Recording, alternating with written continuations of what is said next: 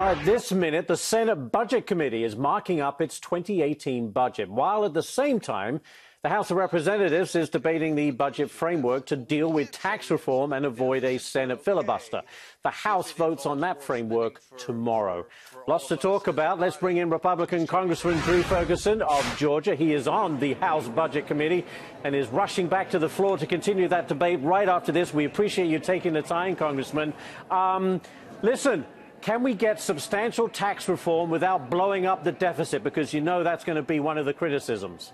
I believe that we can, and the first step is passing this budget.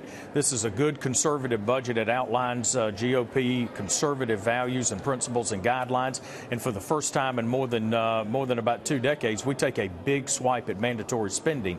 And yes, we will get we can get great tax reform without blowing up the deficit, and primarily because this is a tax reform plan that grows our economy, and that is great news for Americans. But Congressman, from what I understand, the Senate has left room to increase the deficit by as much as $1.5 trillion over the next 10 years. How are you going to reconcile the House budget with the Senate budget, which is so different? Well, the first thing that we've got to do is pass the House budget, and then we're going to get into conference committee, and we're going to fight for the most conservative budget that we can that holds the line on spending and begins to take a real reform, a step towards real reforms with the mandatory spending. We think we can do that. We think that we can hold the line. We have put a tremendous amount of work into our budget, and we hope that the Senate comes our way. I want to talk a little bit more about the tax reform.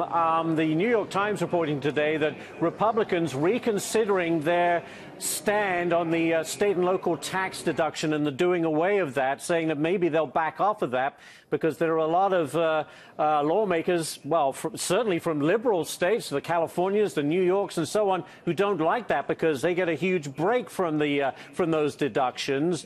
Is the GOP, to your mind, going to be backing off of that particular item? I think we're committed to making sure that we get real middle-class tax relief that really does put money back in the pockets of so many Americans.